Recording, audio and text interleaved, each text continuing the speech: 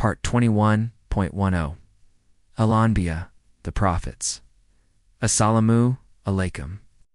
Welcome back to Sufi Essence with Hammad Syed. Our enlightening journey through the sacred wisdom of Surah Al-Anbiya continues. And with each new part, the verses unfold like a magnificent scroll of divine truth, revealing the intricate patterns of faith and defiance that have shaped human history. In our previous sessions, we witnessed the spiritual blindness of those who mocked the divine message, and we reflected upon the profound irony of their reliance on false protectors. We saw how their worldly enjoyments veiled them from the ultimate reality of death and reckoning.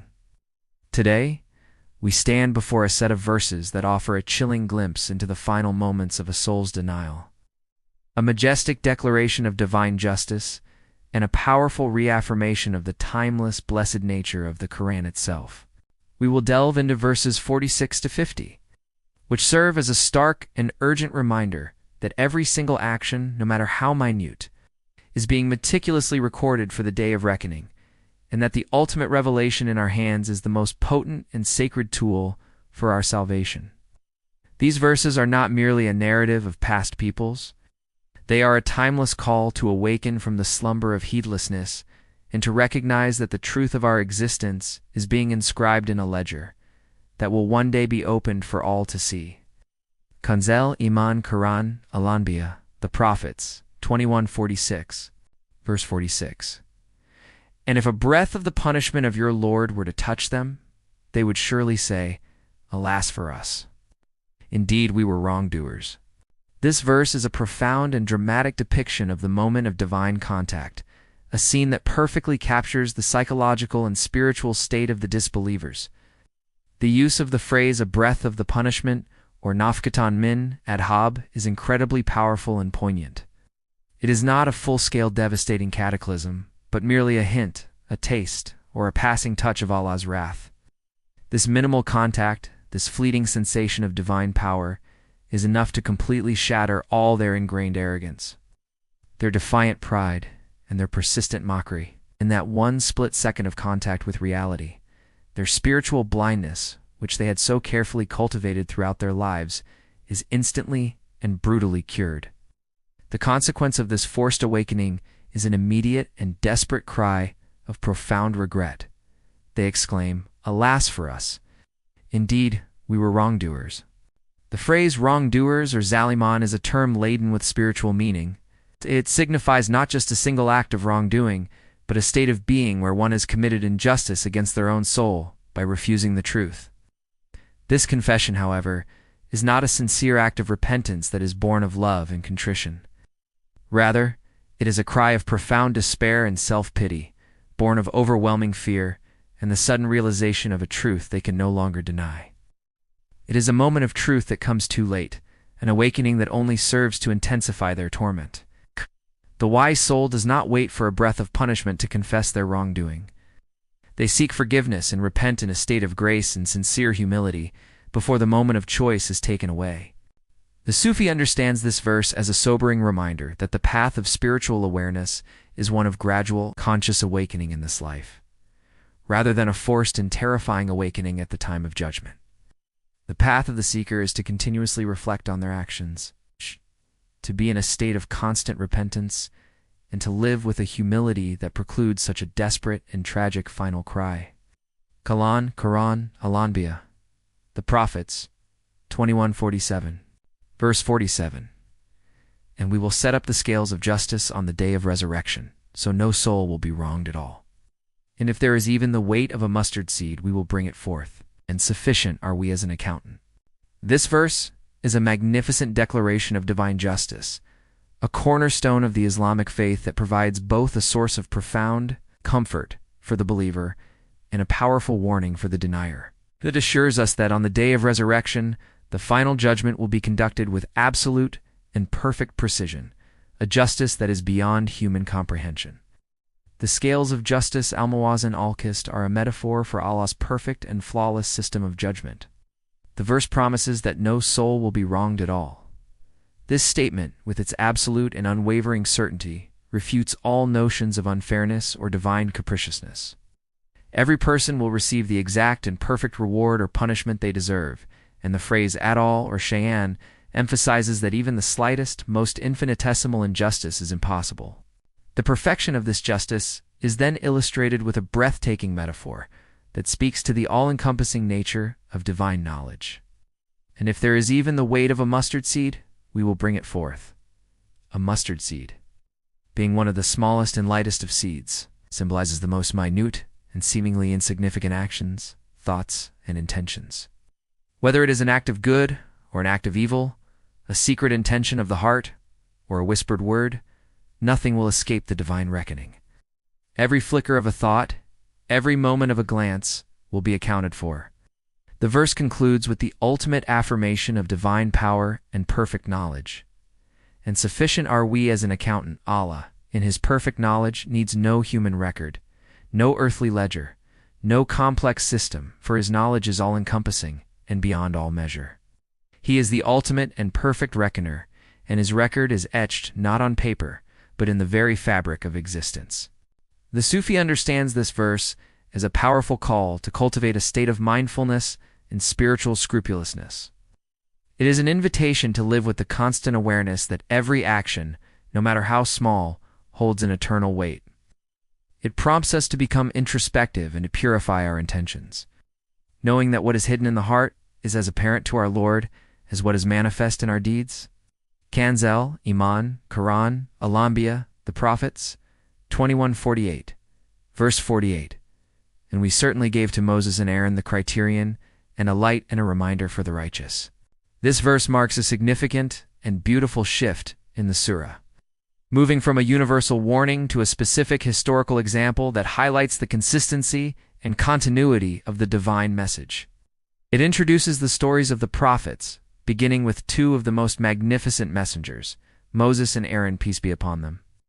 It highlights the profound truth that the revelation given to the prophet Muhammad, peace be upon him, is not a new message, but a final and perfect manifestation of a truth that has been delivered to humanity since the beginning of time. They were given the criterion al-Furqan, which is the Torah.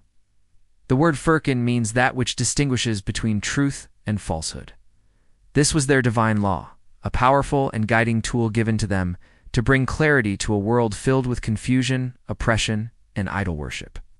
They were also given a light, a divine illumination that guided their people out of darkness, and a reminder, a message that called them back to the truth of their origin and their purpose. The verse specifies the recipients of this divine gift. For the righteous or lil-matakin. This is a crucial point. The message is not for everyone.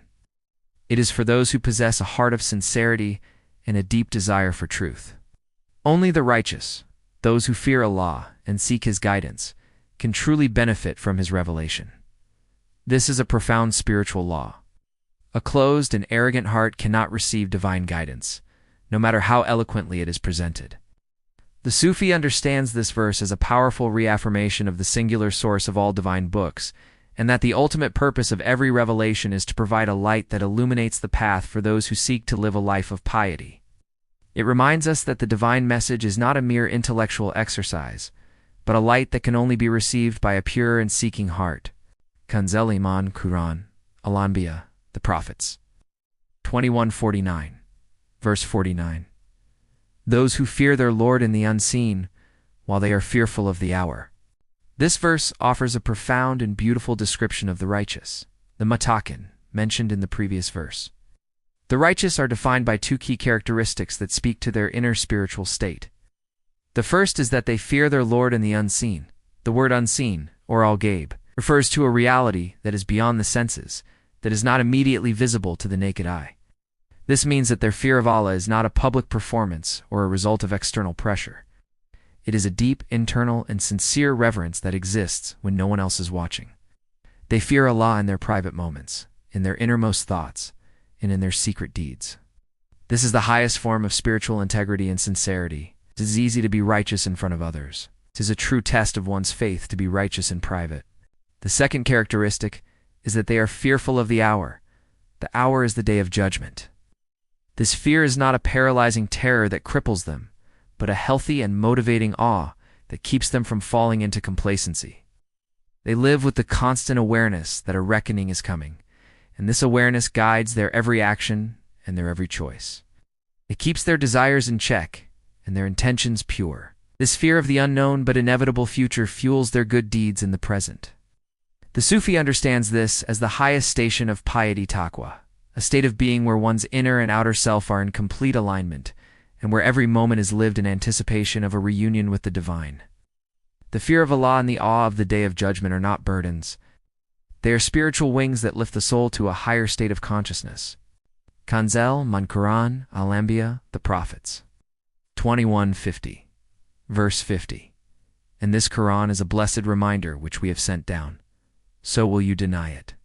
This final verse in our segment brings the focus back to the Quran itself, asserting its timeless and universal significance. The verse declares with absolute certainty, and this Quran is a blessed reminder which we have sent down. The word blessed, or Mubarak, implies that the Quran is a source of abundant good, overflowing with blessings, wisdom, and guidance for all who embrace it.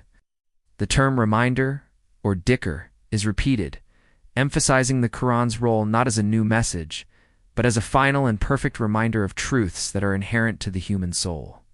It reminds us of our origin, our purpose, and our ultimate destiny. It is a divine call back to our true home, a spiritual compass that points us toward our Lord. The verse ends with a piercing and profound question that echoes across the centuries. So will you deny it? The question is not posed to the disbelievers of the past, but to every single person who hears the message. It is a direct and poignant challenge to humanity, inviting us to contemplate the source of our guidance and to make a conscious choice.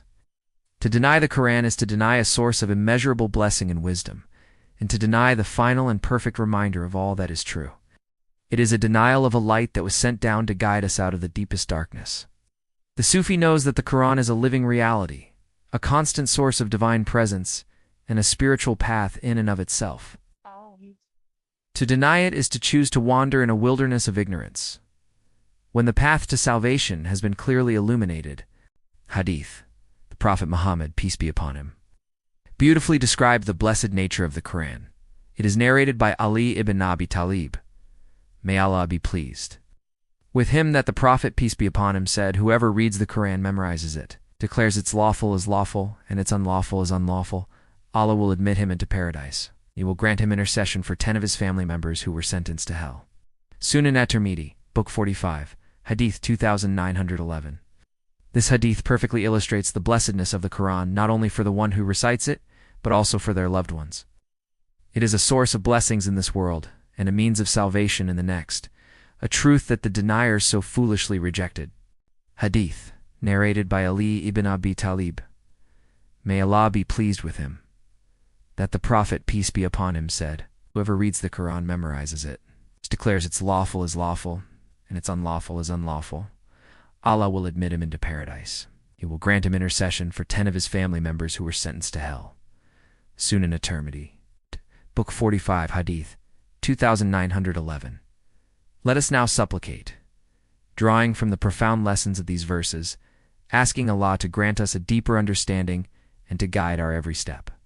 O Allah, the protector and guardian, we seek refuge in you from our own ignorance and our own arrogance. Protect us from mocking your signs and from treating your warnings as a jest. Do not let us be of those who are spiritually deaf, but open our hearts to the light of your guidance. Grant us a deep and abiding sense of awareness of our mortality, and do not let the fleeting enjoyments of this world distract us from our true purpose. Make us of those who truly hear your call and who live in a state of constant submission to your will. May Allah illuminate your heart and mind with the light of this divine ilm. May He make your channel a beacon of guidance for all who seek spiritual clarity and truth. May your efforts be a source of immense reward, and may you be granted the highest stations of paradise. The peace and blessings of Allah always be upon you and your loved ones. May He grant you unwavering steadfastness on the path of truth, and may your work be a testament to His magnificent names, Ar-Rahman and Ar-Rahim. Amin.